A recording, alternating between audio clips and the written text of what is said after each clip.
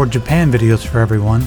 This one's about Akihabara, which is kind of the otaku capital of the world, and there are several areas of Japan that are similar, but nothing is quite as ridiculous.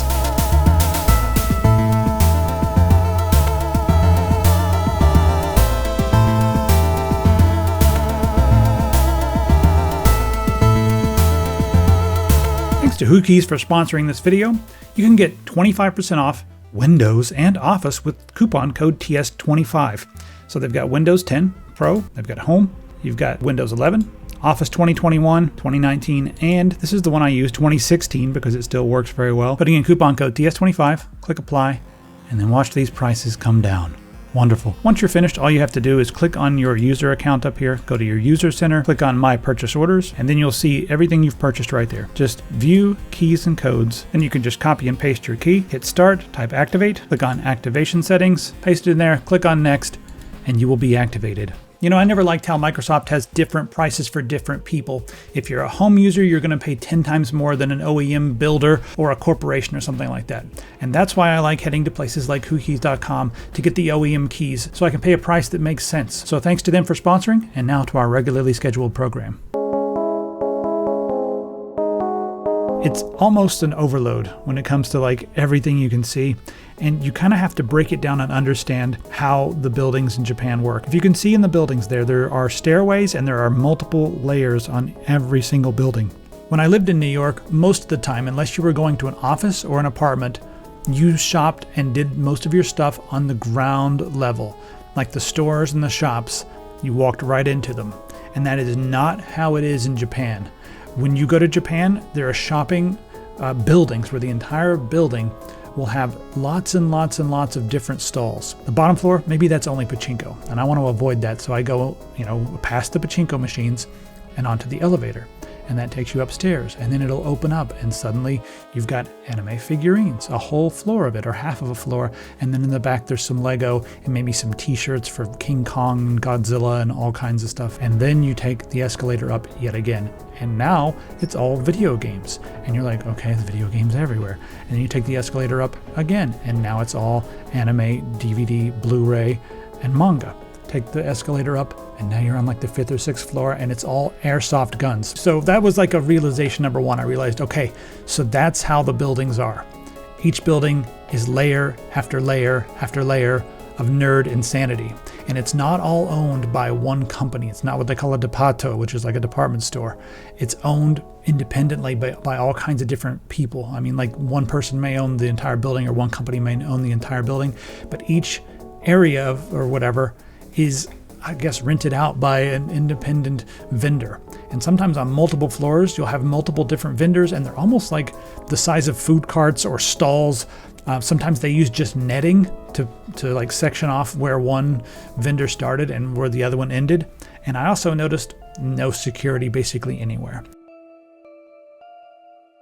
Now, what can you get when you're in Akihabara besides just anime, manga, and games? There's also tons of nerdy stuff like gear and equipment and controllers and cords and components. It's like if Radio Shack from the 80s exploded into some of the buildings, that's what they're like. You can find old hardware, and I'm talking like stacks of Super Famicoms, stacks of them, and they'll be like $20 to $30 each, depending on how yellowed they are or how ugly they are. If they're nice, pristine beige condition and they work well, maybe $30, $35. $35 will usually get you on with 2 Super Famicom controllers. It's unbelievable. Like it's shocking. The more you look around, the more you find. So you need to step back and realize you cannot take this all in one day. Like, it's not going to happen. You need to understand that. And if you're just wanting to like peruse and look around, I'll try to list some of the cool spots that I found, but you can go online and type what you're looking for and get some tips. You're looking for specifically old games.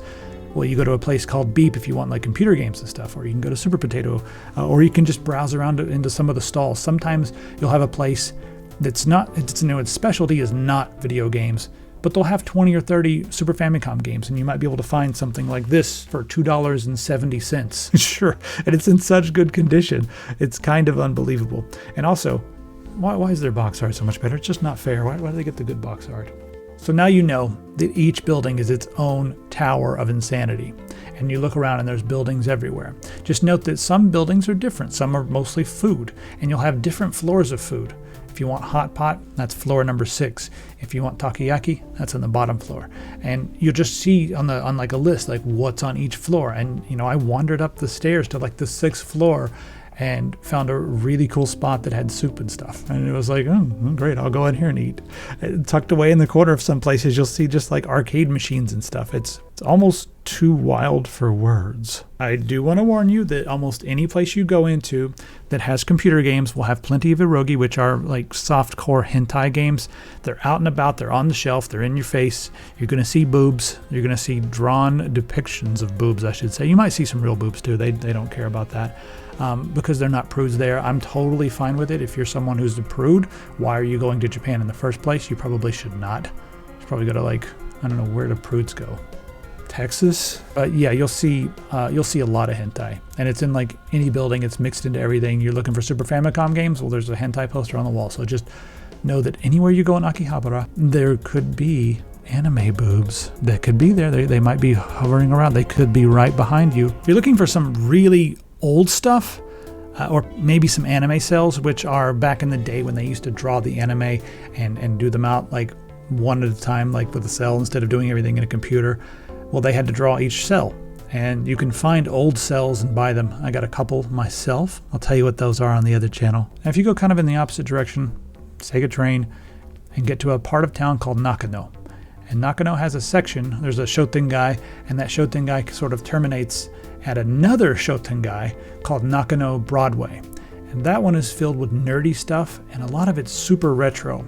Some of it was kind of weird because it was like American retro, like Winnie the Pooh and Scooby-Doo and all the old American cartoons, figurines from that, G.I. Joe, Transformers. You'll find a lot of that, and it's straight out of the 80s, Goonies. Just if you like that kind of stuff, you're going to go there and be like, I don't even know if I've even seen that much American retro culture in one place anywhere in America. And to go there into a different country and be like, oh, whoa, this is a lot of American retro culture in one building.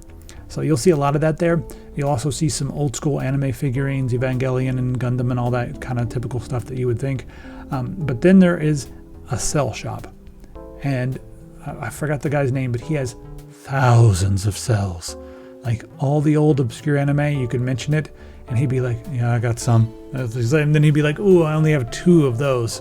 And that was what happened with Project Echo. I only had like 2 of them, and I got the best one, in my opinion, of course. Which also came with a sketch. It came with like 2 pieces, so that was pretty cool. Now, if you're in Osaka and you don't want to be left out, well, you can head over to Denden Town. And this video is not going to really cover Denden Town, but it's kind of like a small version of Akihabara, and I found really cool deals on old games and stuff there as well. I picked up a couple while I was there. Super Mario World was like $12 or $13. I'm trying to do the conversion in my head, and it looks like new. It's not new, but it looks very new. So I picked that up while I was in Osaka. Denden Town is a really cool spot. I'm gonna have to explore it a little more. There were plenty of different buildings that I didn't go all the way up. I went into a couple floors, but I didn't go to the top. I didn't find anything comparable to Beep, but it's a big city. So I'm hoping if someone knows a store that's comparable to Beep that has retro game machines, CRT monitors, PC98s, PC9801s, Sharp 68000s or other computers that are similar, old DOS games, Windows games. If you know of a place like that, let me know in the comments. I'm looking in Osaka because that looks like the town that I like the most. Another thing I want to say is do not be afraid of the food in the train stations near Akihabara, and actually anywhere in Japan. The food in the train stations is generally pretty good, and I found some of the best desserts in all of Tokyo were in just that train station there. That just standard train station right there at Akihabara. So actually I grabbed a few things at these stores, and I've got another video coming up on my other channel, which is a gaming channel. It's just Easy Mode. That's what it's called. I was kind of happy to get that name. And if you look in the description, there'll be a link to it. So just go ahead and click on over there. Make sure you're subscribed if you like gaming and cozy stuff and retro and whatever else. Just subscribe there. And then whenever I do my unboxing and show you all the stuff I got at the few different stores in Japan, I'll put it on there, and we can joke around about some old retro stuff, and you can see some Japanese versions of some of the games that you've grown up with. They might be a little bit different. That's pretty much it. I'm going to let some of the video just play for a minute because there's so much to look at. I'm going to shut up, let some music play, and I'll see you in the next video.